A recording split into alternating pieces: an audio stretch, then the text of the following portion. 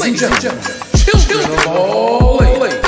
If you follow basketball, you know Chilltown Hoops. So this is really good right here. Ladies and gentlemen, boys and girls all over the world, what's going on tonight? You know what time it is when you see me. Chilltown Hoops is in the house. Trying out something new. I'm trying out something new, and I probably should have been doing this, but I hadn't, and I just wanted to see. I just wanted to see what it is, and I'm kind of liking it. What I do is instead of going on early, I'll come on a little bit later to recap some games and see what kind of reception I get and see how this works. Yes, see how this thing works. So, as of right now, if I have to say today, right now, this Oklahoma City Thunder team is legit, just like Cleveland is legit. Now, I ain't one of these people to jump the gun and go, yo, this is what these two teams are in the finals, even though it would be really entertaining. But what that Oklahoma City team did going into New York and handling them like that, I think that speaks volumes for how good this team is. Normally, I don't make a big deal. I mean, I care about the regular season, as you guys know. I do. I care about the regular season.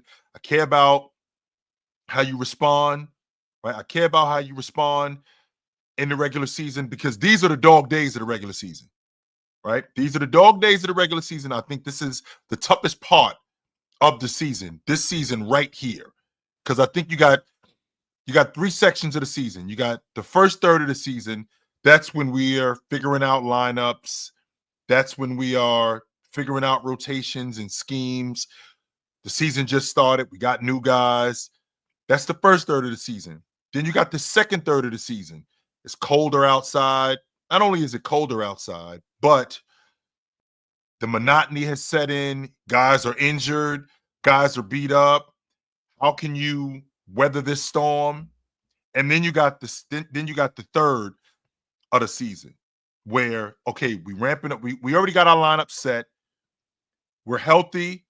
We're ramping up for the playoffs, and we're lining up for the home stretch. I think that this part right here, this is that long drive. If you're taking a 6-hour drive or a 10-hour drive, this is that 3-4 hour drive. This is that 3-4 hour drive where there's nothing on the road and you just got to stay focused. There's no gas stations in sight. There's no rest stops. None of that. You just got to stay focused and keep moving. You have to stay focused and keep moving. This stretch right here, from the end of December to the All-Star break, the better teams during this time are the teams that we're going to see late in May and in June. Those are the teams that we're going to see. The teams that don't and the teams that can't weather this storm, they're going to be gone. I went back and did some homework. It was just like probably 10 years. You know, it was like 10 years. The only team during this stretch of games that I'm talking about, the only team that wasn't above 500 that ended up in a conference finals or the NBA finals was the Cleveland Cavaliers in 2018. That was the only team in the last 10 years. That's how far back I went. I went 10 years. They were the only team.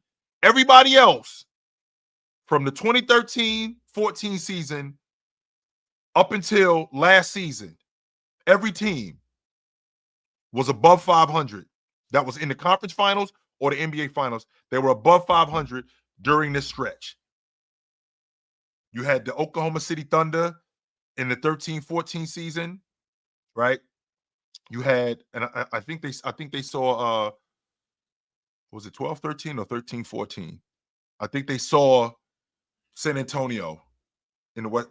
No, they saw Memphis in the West Finals.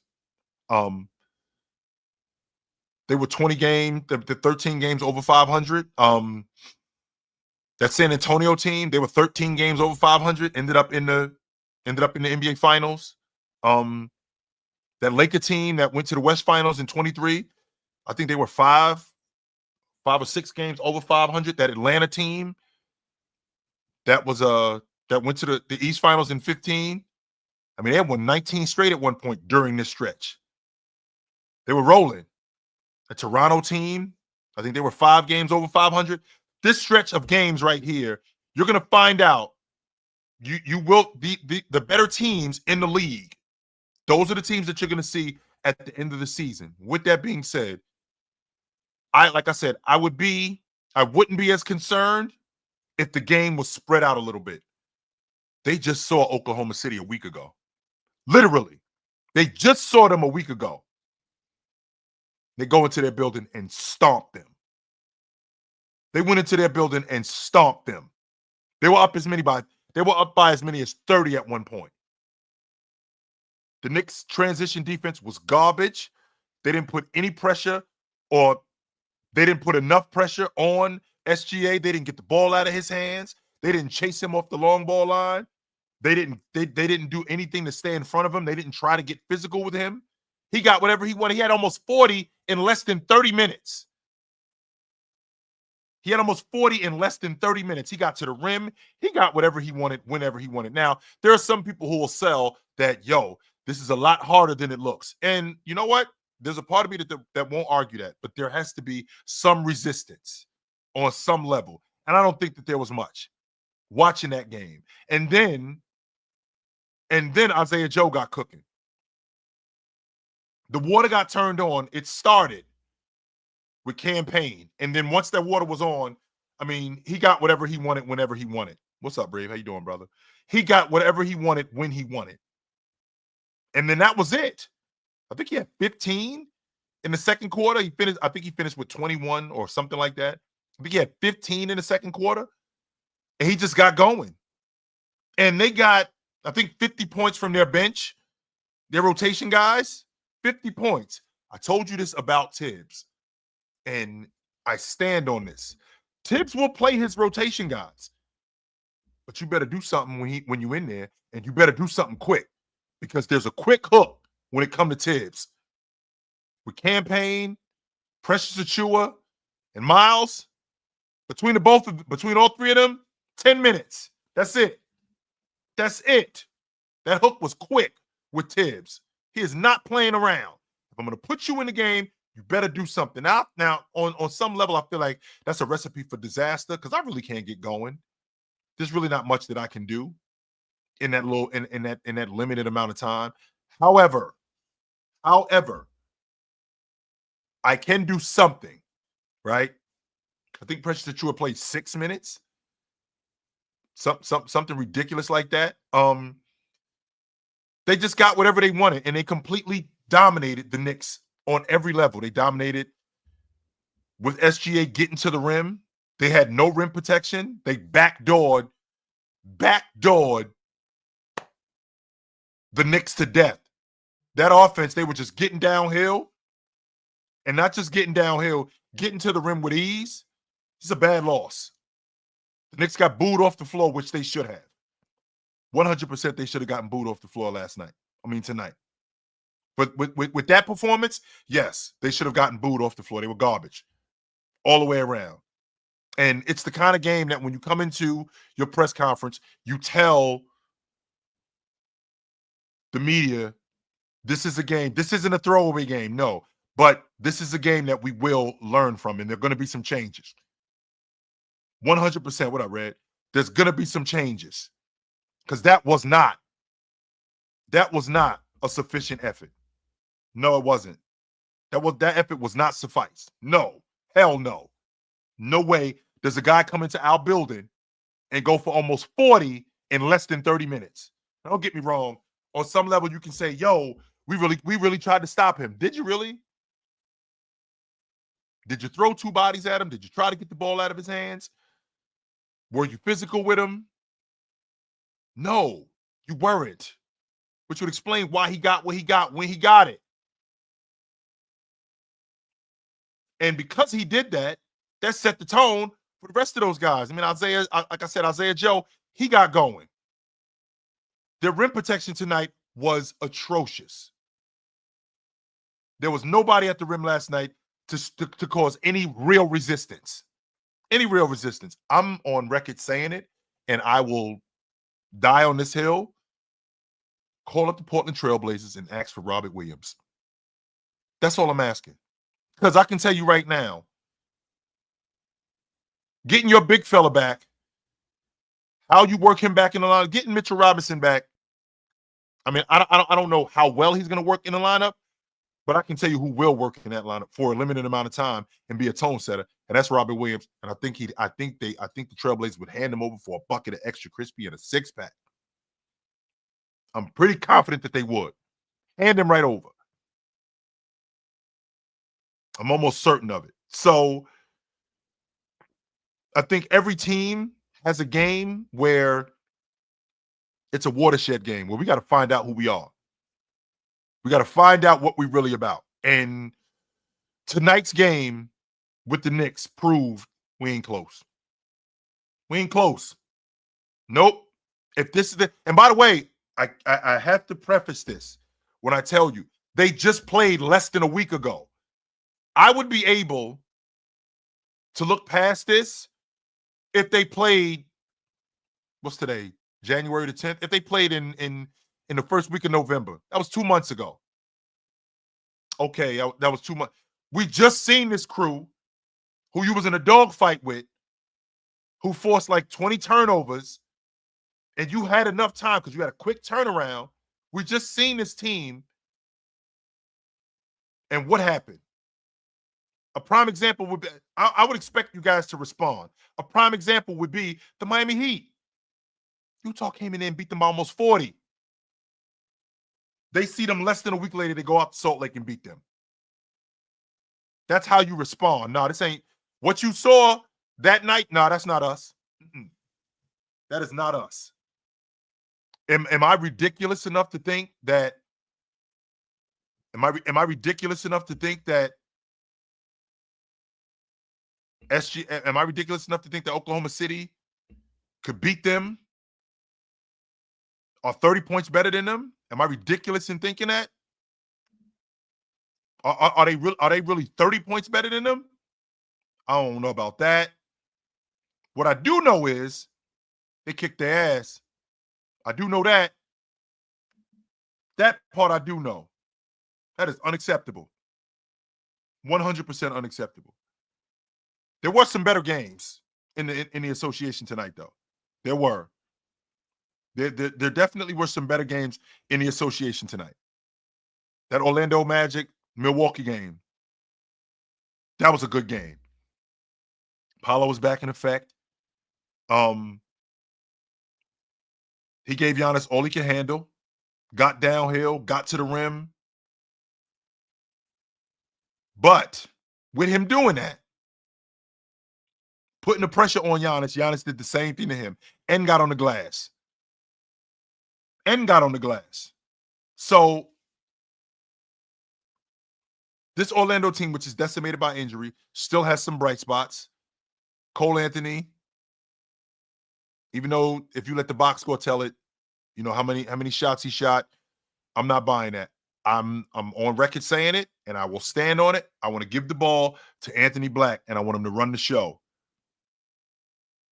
That's what I want to do. I want to give the ball to Anthony Black, and I want to let him run the show.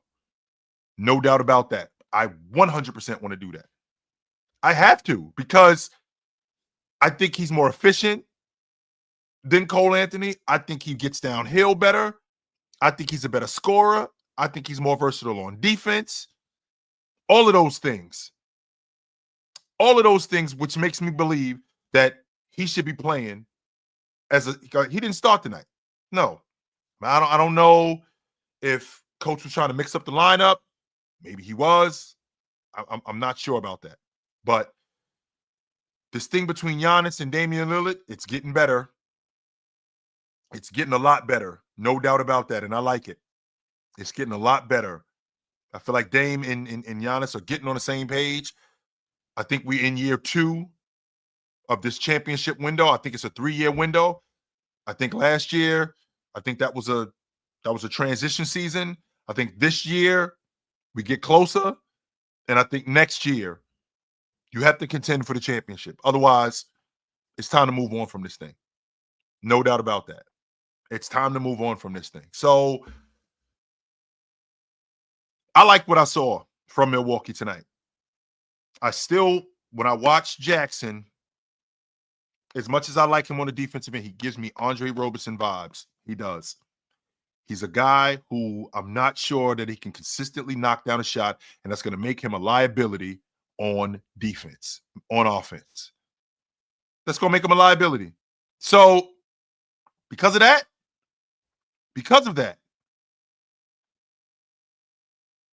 one or two things has to happen. He got to start knocking down that shot. What up, Sneed? What's going on, brother? He's got to start knocking down shots. And I don't think necessarily the long ball. No, that's not where I'm at with that. That is not where I'm at with that. Where I am with it, though, is he has to be some sort of a threat on the perimeter. He has to. It can't be 4 on 5. No. Because I think he makes their offense so much better if he can knock down an open shot and be a threat on the perimeter. If he can knock down an open shot and be a threat on the perimeter, he makes their offense so much better. So much better. I like the direction that I like the direction that Milwaukee is going in. I do. They're playing better defense, which I really like. Giannis is, I think he's 30. I think he's 30-11 over the last 8 games. He's been incredible. Yes, he's been fantastic. And I think they're a game out the 2 seed right now. Maybe I'm wrong. I had them as the 4 seed. Oh no. That's not true. That is not true. They're not a game out the 2 seed. I think they're more than a game out the 2 seed. Yeah, they're like 6 or 7 games out the 2 seed. They're a game behind Orlando in the 4 seed. That's where I got that wrong at. Yes. So they're right where I thought that they would be, right around 4 or 5. So, I mean, it would make sense. And they beat a damn good Orlando team, man. They did. I would love to see what this looks like if they can get Franz back. Because this could be a playoff matchup. This could be a preview to the playoffs, which I really like that. Really like that. So, like I said, it was some good action tonight. There was some blowouts. Oklahoma City went into New York and stomped them. Sacramento went into Boston and beat them. I said this to Ox, I think yesterday or today is Friday. I think I said it to him either Monday or Tuesday. I said this to him that whatever day Sacramento played Miami, I said to him, you got your hands full when you dealing with that damn Sabonis. You got your hands full dealing with him. Having to go up against him, fighting with him all night, my goodness. My goodness. Having to fight with that dude all night long. All night long, I got to fight with him. And he's not letting up. And I'm sure he missed a couple of rebounds. That could have been a 30-rebound night. Right? That could have been a 30-rebound night. Baba, what you really want to ask me is, Phil, will you admit that you were wrong about the Celtics? Just say that. Can you just say that? Because then I'll answer your question. Can you just say that? Say, chill. Can you admit that you were probably wrong about the Celtics winning 70 games? Can you just admit, can you just ask that question? Because that's really what you want to ask. And I got no problem answering that. It looks like I'm wrong about the Celtics. I think they're on pace to win 56 or 57 games or something like that. I think they're on pace to do that. Right? I do. I had them winning anywhere between 65 to 70 games this year. I thought that they would be that good, and they haven't been. And tonight proved it. Right? I remember saying that this team should roll this year. Right? I remember saying that I think this team should roll this year, but they have not been consistent.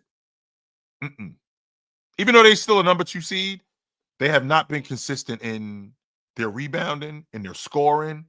They have not been consistent in any of those things. And that's largely due to Jason Tatum not being consistent. As good as he's been, he has not been consistent. Jalen Brown's been in and out of the lineup, and when he is in the lineup, he's been inconsistent. They've done a terrible job when they've been bad in taking care of the basketball. Jason Tatum had 8 turnovers tonight. 8 turnovers tonight. The shot selection, you live by the 3, you die by the 3. I think they only took 38 threes tonight, and I know that sounds ridiculous to say that. That's 9 threes a quarter. It's still 9 threes a damn quarter that they took. Right. So with that being said, right? So with that being said, Baba, what's your angle here? Because what I'm trying to do is I'm trying to have a conversation with the people. Baba, what's your angle here? What exactly is it that you're looking for from me, my man? Because like I said, I'm trying to have a conversation with the people. What is your angle here? Do you want me to admit that I'm wrong? It doesn't look like Jason Tatum is going to win the MVP? Is that what you're asking me? No, it doesn't look like Jason Tatum is going to win the MVP, my man. I'm sorry, I was wrong. I'm not sorry. I'm not sorry I was wrong. Looks like I was wrong. I don't think Jason Tatum is going to win the MVP. I don't know everything. So you want to challenge me on that, or you want to quote unquote hold me accountable for that? Sure, I have no problem with it. Was I wrong? It doesn't look like Jason Tatum is going to win the MVP this season. It looks like I was wrong. So anyway, they've been inconsistent in how they play. When they're good, they're awesome. But when they're not, like nights like tonight, they're a real average team. They are a real average team. And they ran into a hot team in Sacramento. I'm not going to argue that. Nope. I will not argue that. They ran into I think Sacramento, this is their 6th straight win. So they rolled, and that was without De'Aaron Fox. He was off the floor tonight, by the way. No De'Aaron Fox. So with that being said, there has to be some consistency with them. Now, I'm not going to jump out the window, because I remember watching Milwaukee beat them by 40 last year in Milwaukee. I watched them beat them by 40 last year in Milwaukee. And Coach Mazzulla took the guys out, I think in the middle of the 3rd quarter, and they were done for the night. That's it. You guys are finished. There's no more to be said with you guys. No, you're good. We're not doing anything else with you guys. And that was really it. Right? That was really it with when it came to that was really it when it came to Boston last year. I did watch them get destroyed. So I don't like what I'm seeing right now, and I think that it will.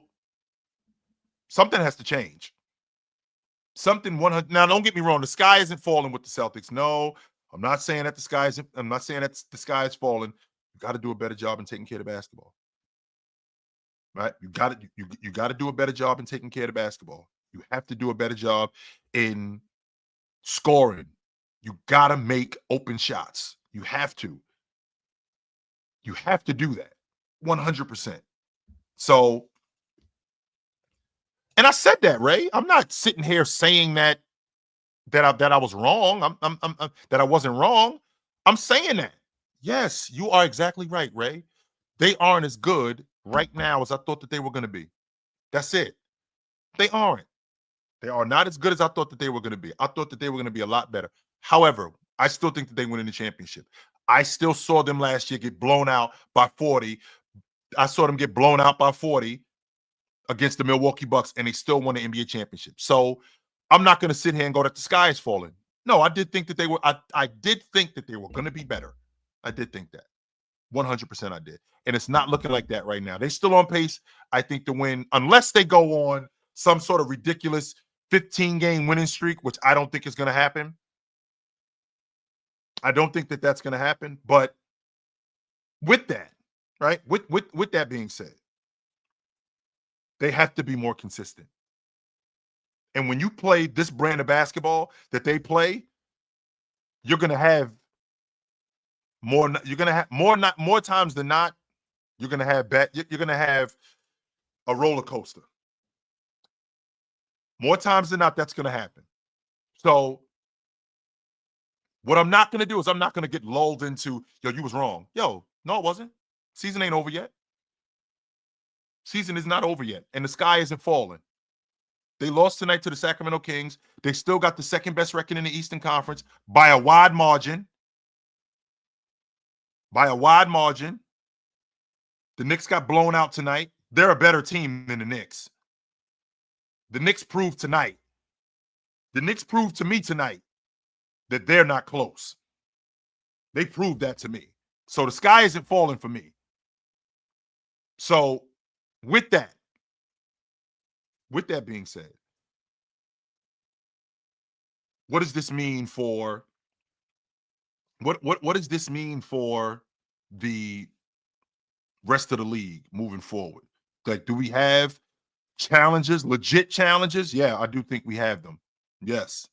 I think we got legit challenges both in the East and the Western Conference. This isn't going to be the Celtics losing 2 playoff games. This isn't the Celtics going undefeated on the road in the playoffs like they did last year. You got some. I think you got some real challenges this season, not just in the West, but in the Eastern Conference too. I don't think the Knicks are that much of a challenge, but I think there's some other teams. Milwaukee's going to be a challenge. Cleveland's going to be a challenge. Contrary to popular belief, and I don't really talk a lot about them. I don't talk a lot about them. I want to stay away from the Atlanta Hawks. I do. I want to stay away from them. Orlando's going to be trouble. These teams, when you shoot the three like you do with that kind of variance,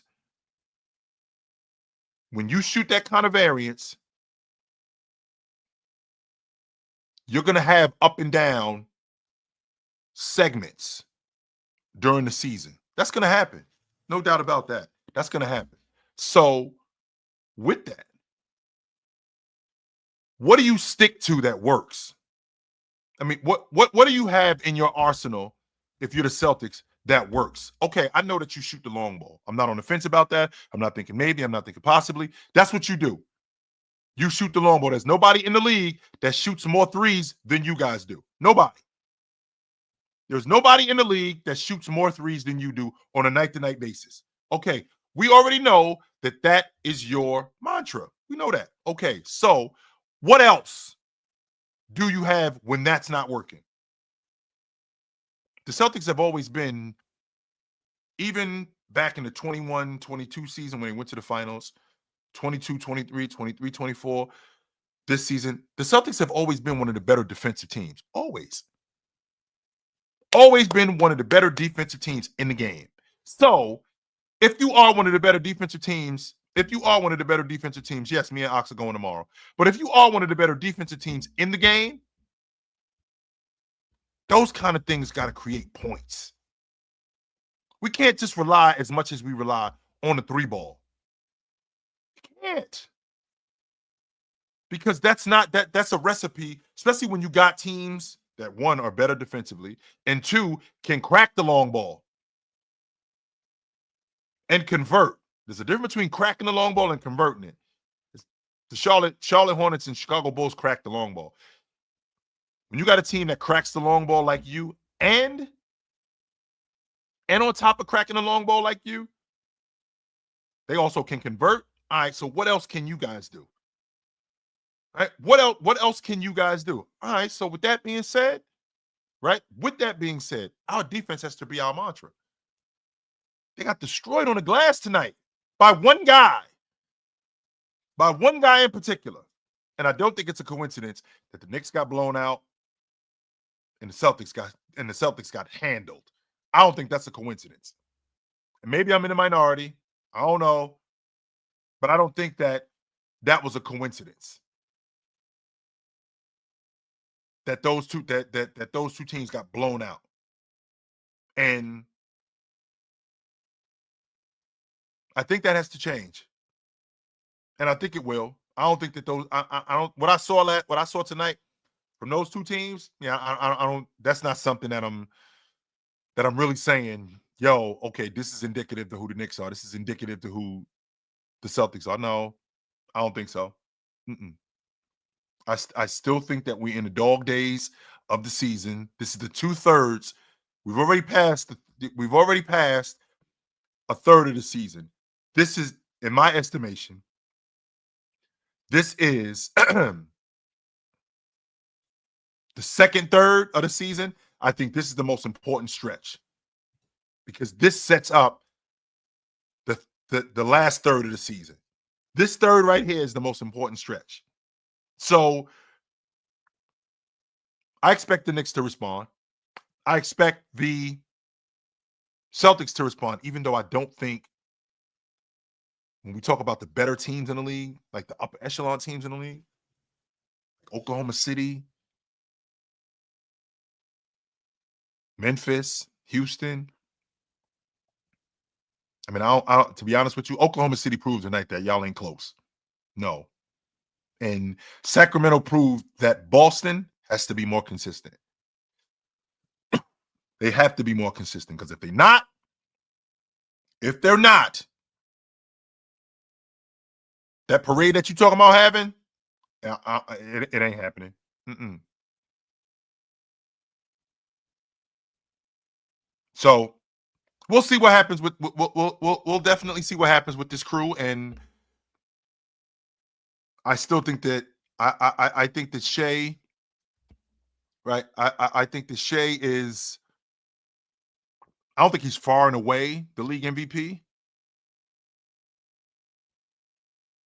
but I do think that he's the front runner. I do. I think he's the front runner. I think that all the stuff that he does, how much he affects winning more. I feel like he affects winning more than anybody else right now. That's not to say that Joker doesn't affect winning because I feel like Joker affects winning. I mean, I think he's league in scoring. I think he's in the top 3 in the league in rebounding. I think he's in the top 5 in the league in assists. And I do think that he affects winning on a high level. But I feel like for what Shai does with that crew and how much better they are when he's doing what he's doing, I don't think that there's a guy that affects winning more than Shai does. I'm already on record saying between him and SGA, even though I felt like Jason Tatum's the better player, I think that there's a separator in terms of these guys as scorers. And I think Jason Tatum will bail you out with a bad shot. And I can promise you, SGA is not. That's what makes him more lethal as a bucket getter. Now, I think Jason Tatum does a little bit more on the offensive end as a ball handler, as a screener, as a distributor. I think he does a little bit more on the glass, but in terms of an overall player. But I'm talking about affecting winning on this Oklahoma City team. I don't think that there's a guy in the league that's affecting winning more than SGA is. I don't. And if the season ended today, I think he's the league MVP. I don't think that there's a guy that can definitively say that they've been better than him. I don't think so. Mm-mm. I doubt very seriously that there's a guy that I can say, and I still think Joker is the best player in the league. However, has he affected his crew winning more? Has he affected his crew winning more than Joker, than Jason Tatum? I don't think Wemby is in this conversation. If I'm being honest with you guys, I don't. Mm-mm. I don't think Wemby is in this conversation off the strength that I'm not having a conversation about a team that's, you know how I feel about the play-in tournament. I'm not having this conversation about a team that's in 10th place. I'm not. Mm-mm. I'm not trying to hear that. Well, they got the same record as they got the same record. San Antonio, they got the same record as as Detroit and Atlanta and and Trae Young and Cade Cunningham are not in the conversation for league MVP. No, they're not. I don't think Wemby is in this conversation for league MVP. He does not affect winning as much as SGA or Joker or Jason Tatum. He does not affect winning like those guys do. No, he doesn't. And I think that we can start to have the conversation about him being a legit top 10 player, because at the 7, I think it gets a little tricky. I do. I think that there's a definitive six guys, maybe 7. I think at the 7, I think the conversation starts to get a little tricky. But I don't think Wemby is there yet in this conversation. So with that, I think this is a 2-man race. And with this, I have a difficult time. As good as Joker has been this season, he won it last year. And I mean, there are some people that say this is the reason why I have a difficult time with this, because there's some people that say that SGA got robbed last year. Robbed? First of all, he lost to the best player in the league. That's number one. We'll start there. He got beat out by the best player in the league. Number one. Number two, he got beat out by the best player in the league, and they were tied for first place with Denver. It wasn't like Oklahoma City ran away with it, kind of like what they're doing now. Kind of like what they're doing now in the West. They were tied with Denver for the best record in the league. So he didn't get robbed. No, he did not get robbed. I'm not buying that at all. No way. He did not get robbed. So with that, and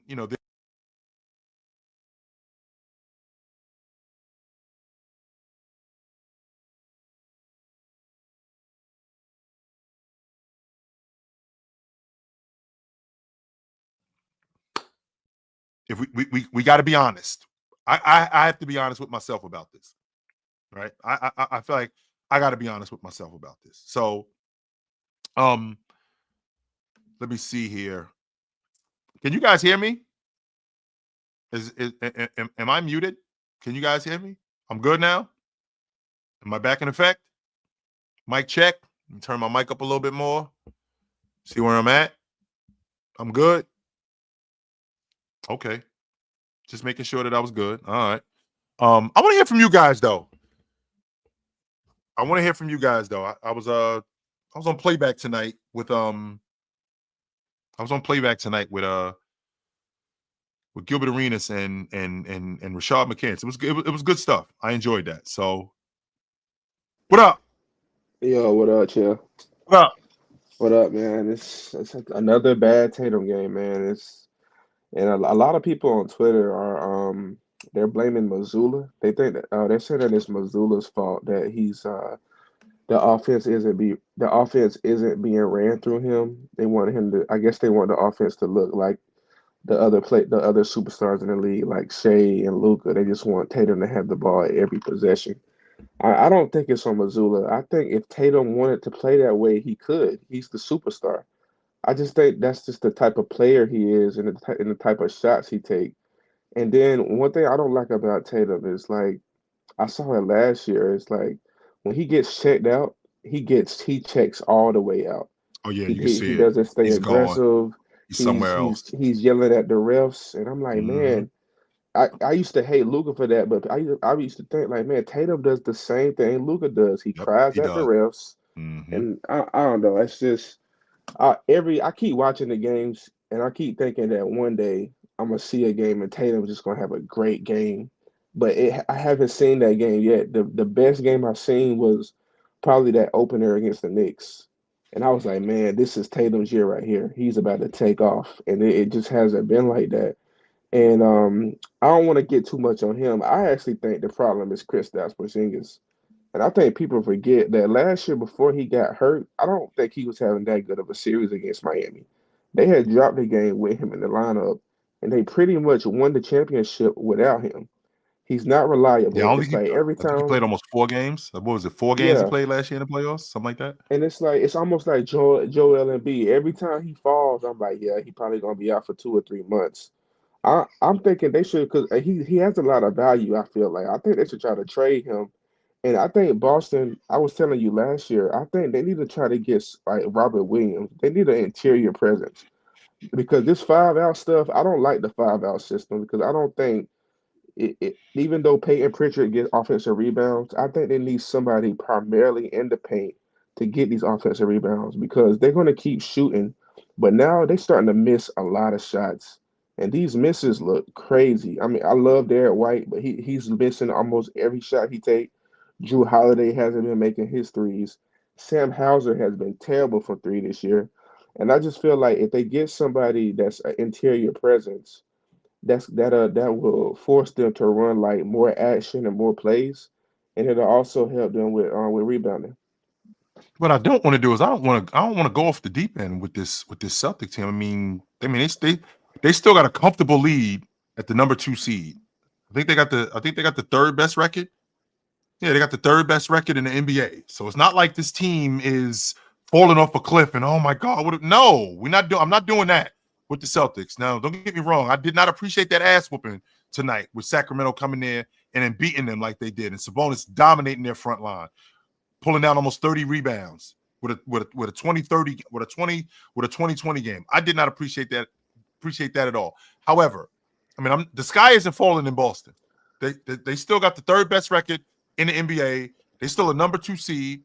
They're right behind this. They're right behind Cleveland as the number 2 seed. I think that they are. Yeah, I think they 6 games behind Cleveland for the number 1 overall seed, and it's not great. It's not great, but they ain't in third place. They ain't in fourth place. Nope, that's not going on. They're still the best team in their division. They still got the third best record, and I'm very well aware that they got to be more consistent. I am very well aware of that, and this is not just Jason Tatum, who I know as one of the better players, who I've seen as one of the best players in the league, get busy. I mean, he's had 35-point games. He's had 40-point games. He's had games like that where he's gotten busy. But then I'll get 6 for 21 against Memphis, where he goes 1 for 10 at the long ball line. I feel like if he could be more consistent in his game, I don't mean more consistent in his shot. If he could just be more consistent in his game, I think that we're looking at a better version of him. I think that's where the problem is. Now, as far as Porzingis, we knew that he was injury prone when he first came in.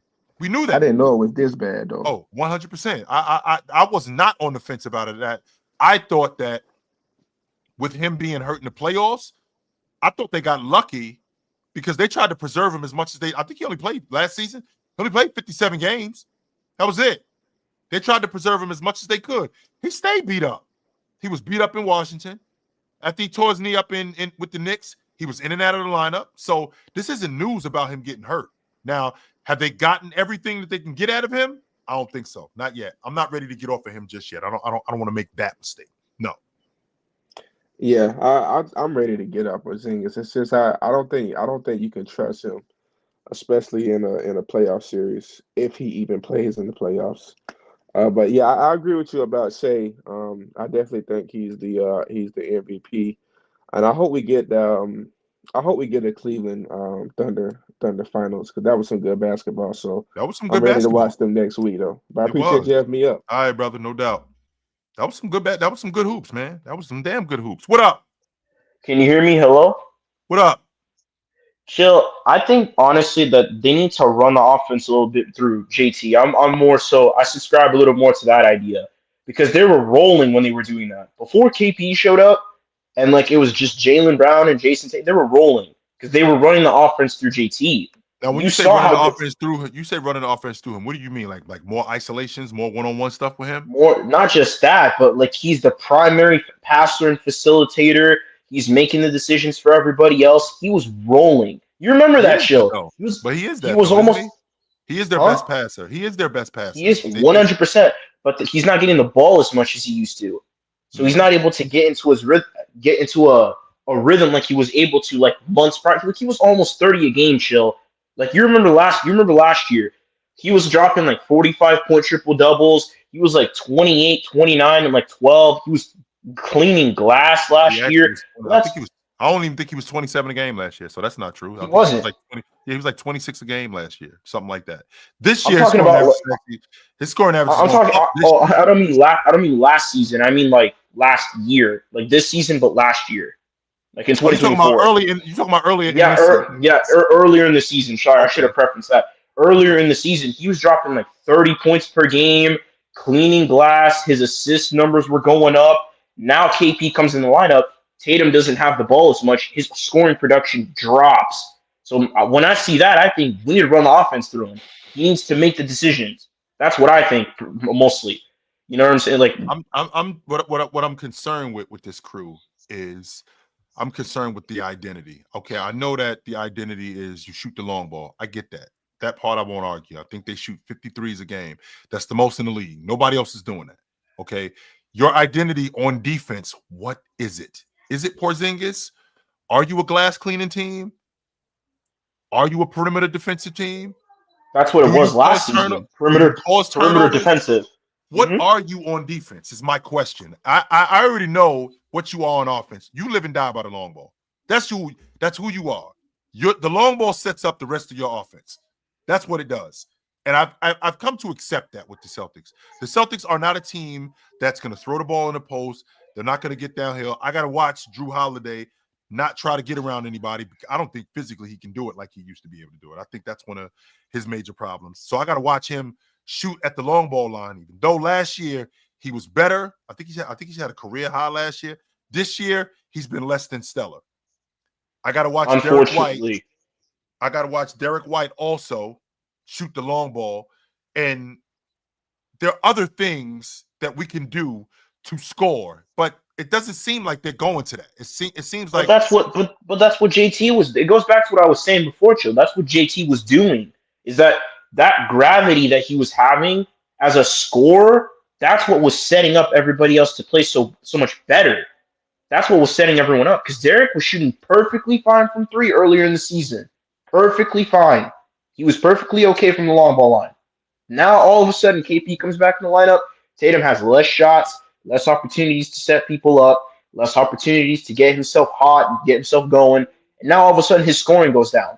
That's what I think. But the offense hasn't changed much. It's not like they're running a different offense. They're running the same it's offense. It's not about it changing. It's about how many possessions he has control of. It's about that. It's not about the offense is going to be the same.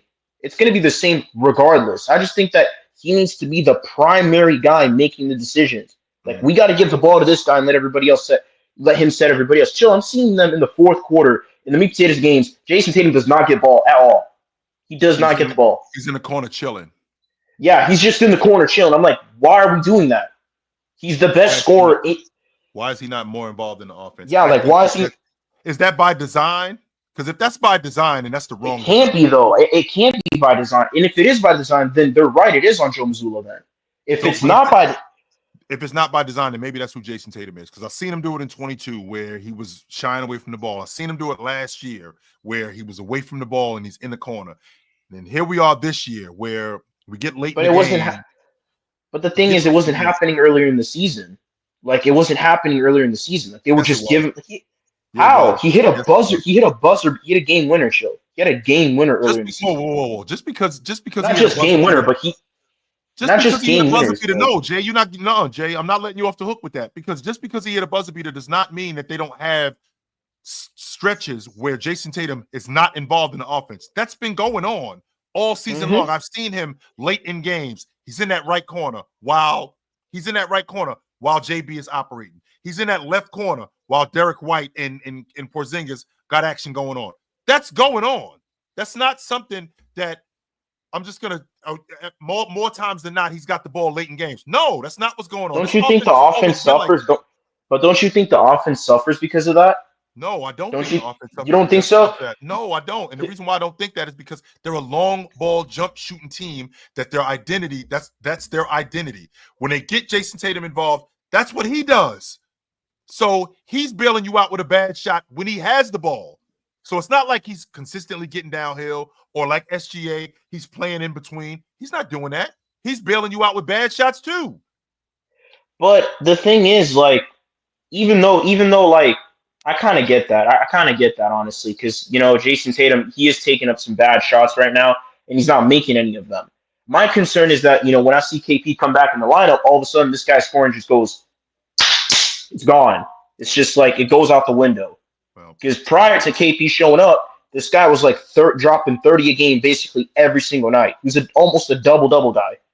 I don't understand, like, all of a sudden KP comes back, his scoring production goes down. It's almost like he's not used to having KP on the lineup. Like, it's almost like he's not used to that. he has been in and out of the lineup, but good to talk to you, Jay. You know where to find me at, brother. Absolutely. Have a good one, Chill. I just think that, when teams lose, and this happens I think that this happens, to the best of them. When teams lose, there's an overreaction from the fans, there's an overreaction from the media, there's an overreaction from the league. I mean, it always happens that way where, why isn't this team this way? And we forget what's actually going on. Celtics got the third best record in the league. They're second in the Eastern Conference by a pretty good margin. They're better than the Knicks. I think they're better than Houston. I think they're better than Memphis too. And I think they're better than Cleveland. And I think they're better than Oklahoma City. So, for all intents and purposes, this team is still on pace to win 58 games, close to 60 games. I still like them in any playoff series. I still like them in any playoff series this season against anybody in a 7-game series. There isn't a team that I'm looking at this season and I'm thinking, I don't know if they can beat them. Not one team that I look at and go, I don't know if they can beat them. Not one. Now, I feel like there's some teams that's dangerous, and I won't argue that. Nope, I will not argue that. But for the most part, there isn't a team that I'm looking at going, I don't think they can beat them. I mean, the losses that they have, losing to Memphis, losing to the Bulls, losing to Orlando, and I mean that Philly game on Christmas, that was awful. Losing to Indiana, I thought that Oklahoma City loss, JB getting shut down. I'm looking at their schedule, and I can't tell you that they have a bunch of bad losses. I mean, I don't see any losses that I'm thinking, this was a bad loss. I mean, they lost to Memphis. Memphis is the number 2 seed in the Western Conference, number 3 seed in the Western Conference. That's a damn good team, that Memphis team is. So, I mean, I'm not sure that they have bad losses, but we'll see. What up? Hey, OG, how's it going? Happy New Year. What up? Happy New Year, brother. I remember I saw a clip where, and I'm not attacking you because I know you got a lot of heat for this, but the Barkley over Giannis take. I don't know much about Barkley, and I just wanted to get more clarification on your reasoning and just out of interest and just know kind of your side of that, of how come you would take him over. A lot of the reason why we talk about the players that we talk about today, I feel like it's because they're visible. Like how much we see Joker, how much we see Giannis, how much we see SGA. We see these guys regularly. True. We see Joker 2-3 nights a week. I don't see Charles that much. I'm catching the news and 40-10, 40-20, 35-15, 20-20. Like that was going on. That was going on for a 4-year stretch. Mm-hmm. And I think that because we see the players that we see today, how visible they are, that we can get to a point where I'm not going to say overrate guys. No, I'm not going to say that. I don't think Joker is overrated. I don't think the Giannis is overrated. I don't think that at all, right? But if I got a guy in Charles Barkley that for a 4 year, and that's what this was about too, by the way. This was in Barkley's prime, which from 1989 to 1993. This is his peak years, where I'm getting small clips on the news. Barkley goes for 35-12. Barkley goes for 38-19 tonight. But then we got this same guy that's losing in the second round of the playoffs. That's getting bounced in the first round of the playoffs. That guy sounds eerily similar. I think he plays in Milwaukee. That sounds like that guy. Only except we're not seeing him a lot. That's Yeah. the difference. Now, True. does that mean that Barkley was better than Giannis? I think during that time, the transition player that Barkley was, the one-on-one player that Barkley was, the rebounder that Barkley was, and I think that if we got to see him more, I think that logic Yeah. I think that logic would resonate more with people than it does today, off the strength that we get to see Giannis as much as we do. We get to see Joker as much as we do. Technology has allowed us to constantly see it all the time in clips and all sorts of things. And Lee, you know how much I would have loved to have seen Stockton more than I did? I would have loved to have seen it. I got to see Stockton on TNT and then in the playoffs. And how many 2020? I mean, I think in 2020 in 90 89 80 between 89 and like 93, Stockton has something crazy like 20 games. Yeah. Something ridiculous like that. Now, I got to see him regularly. How are we talking about a guy running around in the NBA having 4 or 5 20 games a season? How are we talking about him? I think today also we focus so much on threes and offense, and you look at someone like Barkley. I don't know much, but I watched some documentaries and stuff, and he's very versatile. He's very different in different areas. And then today, if you're not scoring an average of 30, if you're getting like say 22, 5, and 4, you're considered a bum because you're not getting 30, 10, and 8 or something. And it's like there are guys that can sustain 22 for 10 years and are just as good as someone who's doing 30 for a smaller pocket of time. And I think, like you said, like seeing it, like I didn't necessarily agree with the take, but I didn't get enough of your side to really say you were wrong or right. So I just wanted to get your perspective. And Charles Barkley had a let's see, I think he had Charles had a 10-year stretch, almost 11 years. Where he's 25-11 for 11 years. And I think also what plays with Charles Barkley especially is he was playing at a time with Michael Jordan, and he was overshadowed by that a lot too. Like you've got Barkley, who I remember not to take it too long, but I remember in The Last Dance, he said he considered himself the greatest basketball player in the world in 1992. And I'm not saying I never thought he was better than Jordan. Never. I didn't think he was better than Malone. But that was a conversation during that time. How good is Barkley? How good is Barkley? Is Barkley the best player in the world? When they showed up in the finals against the Bulls, that was the conversation. Yo, we can settle this right here, right now. We can settle. And if we were talking about someone today, like it's not much difference than comparing Joker with like Luka or Joker with Giannis or something like that today. And if Michael Jordan wasn't around in the 90s, how would we be talking about Barkley? Maybe he would have won a couple of chips. Maybe. You never know. Anyway, man, enjoy your content and talk to you later, buddy. Brother, you know where to find me at. I just, again, man, I have a really difficult time with I have a really difficult time with just living in the moment. And the reason why I have a difficult time with it is because when people live in the moment, they overreach. And then they forget what was going on. Like now, more than ever, this conversation between SGA and Jason Tatum is for real. To the point where you can make the argument that SGA is better. 2 years ago, no, it wasn't. It was not. This was not a conversation 2 years ago. In the 21-22 season, this was not a conversation. In the 22-23 season, it wasn't between Jason Tatum and SGA. It was not. It got louder. It started to get loud last year. And then now, this is where we are. But with that being said, I think a lot can be made for what you've done. That's why I care about a guy showing up and doing something for a long time. Like it's one thing to show up and do something for a season, 2 years. Like when you're doing it 4, 5, 6, 7 years at that level. All right, now we can start talking about this. SGA, I think we're going into SGA's 3rd season, averaging 30 a game.